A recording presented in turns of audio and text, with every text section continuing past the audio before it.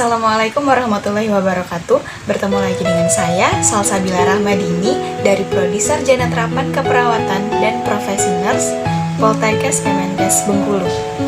Pada kesempatan kali ini, saya akan menjelaskan sedikit tentang anatomi otak dan medula spinalis. Disimak terus videonya. Saraf.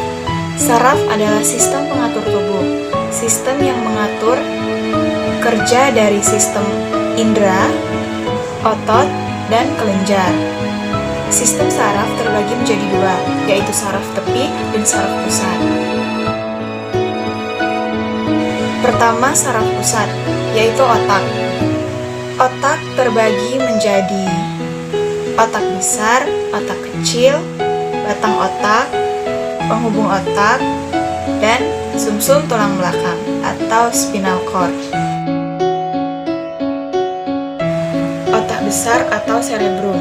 Otak dibagi menjadi dua, yaitu otak kiri dan otak kanan, dan terdiri dari 4 lobus, yaitu lobus frontal, terletak di bagian depan kira-kira sejajar dengan dahi, berfungsi untuk pengendalian emosi dan motorik.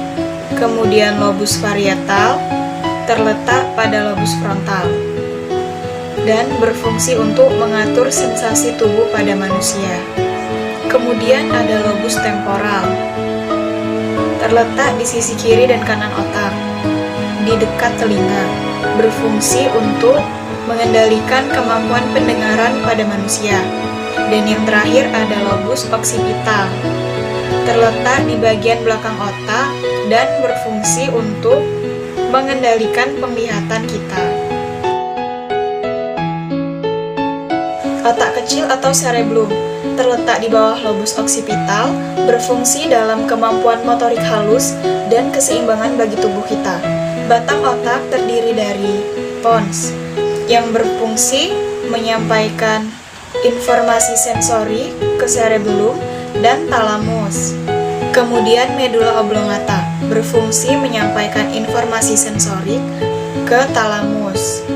Kemudian midbrain berfungsi untuk mempertahankan kesadaran. Lalu ada talamus berfungsi untuk menerima dan memproses informasi sensori.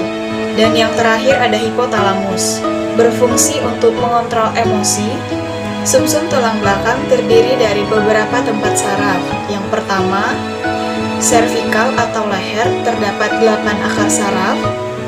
Kedua, torak atau dada terdapat 12 akar saraf. Ketiga, lumbar atau perut terdapat 5 akar saraf. Keempat, pelvis terdapat 5 akar saraf. Dan yang kelima, tulang ekor terdapat 1 akar saraf. Fungsi sumsum tulang belakang yang pertama adalah sebagai pusat gerak refleks. Yang kedua, pengantar impuls dari indera ke otak dan sebaliknya. Dan yang ketiga, sebagai penghubung otak dengan seluruh tubuh. Saraf tepi tidak memiliki fungsi koordinasi, hanya menerima dan mengeluarkan rangsangan, terdiri dari bagian sensorik dan motorik, yaitu neuron sensorik, neuron motorik, dan alat indera.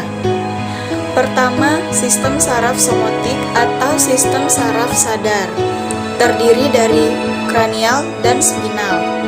Kranial berasal dari otak, dibangun oleh 12 pasang syaraf yang keluar dari otak, dan spinal yang berasal dari sumsum tulang belakang.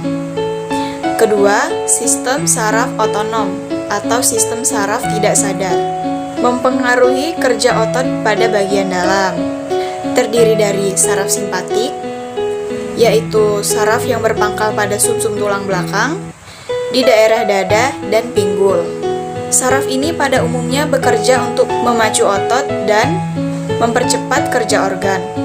Kemudian saraf parasimpatik, yaitu saraf yang berhubungan langsung dengan gangtior yang tersebar di seluruh tubuh, berfungsi mengatur banyak sistem kerja, contohnya mengendurkan detak jantung.